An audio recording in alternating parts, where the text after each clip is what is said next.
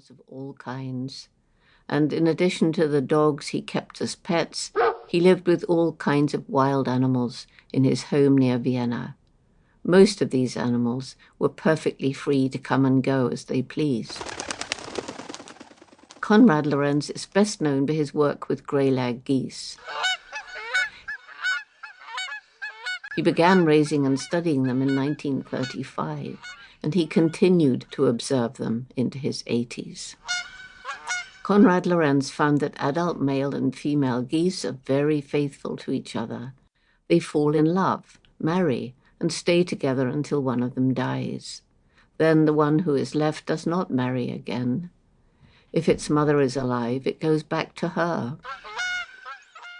Konrad Lorenz has been mother to many geese, those he raised from the time they left their eggs.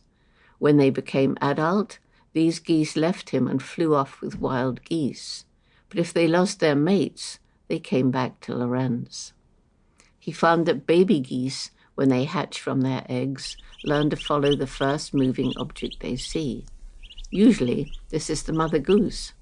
But when Lorenz raised geese, they followed him instead. Then he discovered that if he hatched mallard duck eggs, the ducklings refused to follow him. But if they were hatched by a domestic duck, they followed her at once. What did the domestic do that he, Lorenz, didn't? She quacked, and her quacking sounded just like the quacking of a mallard duck. Ah, thought Lorenz, that's the secret. But scientists must always make tests. So when the next lot of little ducklings hatched, Lorenz bent over them, quacked, quack, quack, and gradually moved away. They followed him. But it was very exhausting for him, taking his baby ducklings for a walk. Quack, quack. If he stood up, towering high above them, or if he stopped quacking for more than a moment, they stopped following and began to cry loudly. One day when Lorenz was walking the ducklings, something made him look up. Peering over the tall wall around the meadow were some of the village people. They were staring in horror at the professor who, as far as they could see, was quacking away to himself quack, quack, while creeping along the ground in a most peculiar way. Quack, quack. The ducklings were completely hidden in the long grass.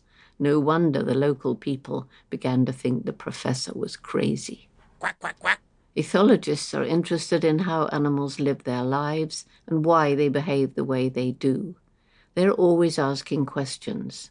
Why does a dog go round and round in a circle before it lies on its bed? How does a male moth find his female, even if she is miles away? And so on. Some ethologists go on and on asking questions about one particular kind of animal. Karl von Frisch, a German, was fascinated by honeybees. How did a worker bee, returning to her hive after collecting honey, tell the other worker bees where to go? They could find her honey patch, even if she herself didn't return.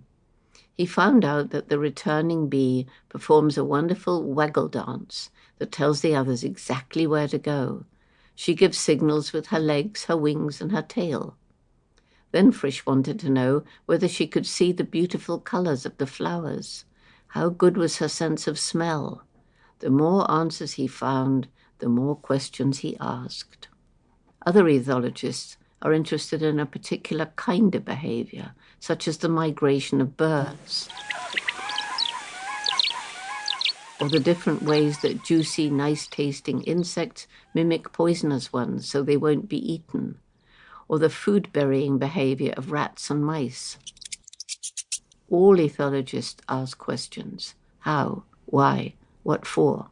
Ethologists do their studying in different ways. Lorenz, as I said, took the animals he wanted to observe home with him. He had a very long-suffering wife. Others, like Nico Tinbergen, another very famous early ethologist, do experiments out in the place where the animals live. Tinbergen is best known for his work with different kinds of seagulls. He used to go out to the cliffs and rocky ledges where they breed. He spent a lot of time just watching them.